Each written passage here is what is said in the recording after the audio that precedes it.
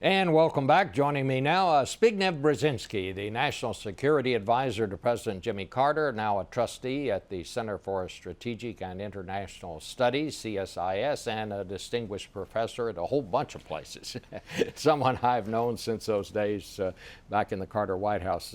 Dr. Brzezinski, thank you for joining us. I want to ask you first about this situation that developed with the Chinese dissident. It looks like we have cut a deal that's going to allow him to come back or come to the United States.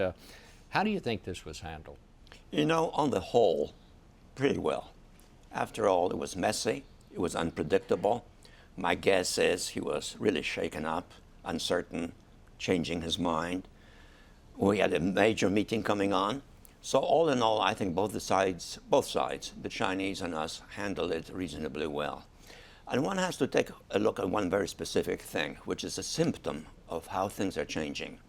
Can you imagine during the Cold War, when we were dealing with dissidents in the Soviet Union, who were often imprisoned, put in gulag and so forth, one of them being permitted to phone a U.S. congressional committee that's holding a hearing critical of the Soviet Union?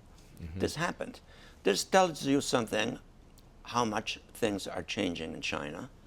And the whole thing underlines the importance of the delicate nature of this relationship and how both of us have to handle it with real strategic vision. Well, you got the sense, or at least I did, that both sides really wanted to figure out something to get this done and get on to other things. Absolutely, and that is related to a central issue of our time.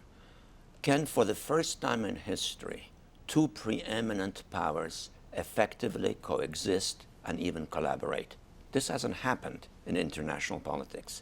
I want to ask you about this whole business of the anniversary of Osama bin Laden's death. At one point, Republicans were very critical of the president for going to Afghanistan. I think some Democrats privately wondered if that was a good idea for him to go.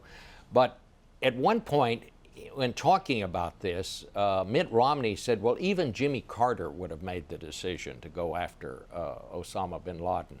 I figured that got your attention. Well, in a way, but in a different setting. Carter made a similar decision to take a chance, a major chance. And he took it because we feared that the people who were imprisoned will be put on trial as spies for the CIA. So we took a chance. We lost. Obama took a chance, and he won. Well, life is a matter of chance to some extent. What do you think are going to be the foreign policy problems that the next president, whoever it is going to have to deal with? What would be the most serious thing in your mind? Well, the most serious one in the immediate future is Iran. And we have to do everything we can to avoid a war. And there are ways of avoiding that war that are intelligent and constructive. But a war sets in motion unpredictable consequences, and a war with Iran will set ablaze a region of the world from which we're trying to disengage. Secondly, Russia. Third, China. Those are the central issues geopolitically. What happens if the Israelis decide that their security has been threatened and they decide to attack Iran? What should we do if that happens? Well, we should do something before they do it. That is to say, make it very clear to them that this will be terribly damaging to the United States, which is the principal sponsor of Israel, terribly damaging to us. Because the Iranians cannot retaliate against Israel effectively, but they'll see us conniving and they'll attack us in Afghanistan, in Iraq, even in Syria, and in the northeast oil fields of Saudi Arabia. The consequences for us will be disastrous economically and politically. How would you grade this president on foreign policy so far?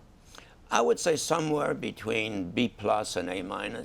I would be higher if he had moved more decisively on the Israeli-Palestinian peace process, because he had a chance to do so. But admittedly, he was overwhelmed by domestic problems. But on the whole, he has set in motion a reconnection with Europe, which was profoundly disillusioned with the United States. He has kept the American-Chinese relationship unfolding and in balance.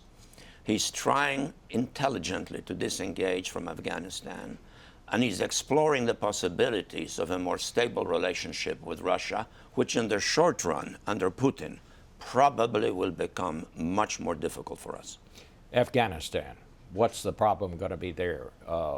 What happens next? The problem is going to be whether we can create stability after we leave. That's the big challenge. And to do that, we have to entice some segments of the Taliban into an accommodation. And we have to get the states around Afghanistan, including Iran, as well as Pakistan and India, and in the background, Russia and China, to collaborate in creating an umbrella of stability for Afghanistan. Because if that doesn't happen, eventually they'll be threatened too.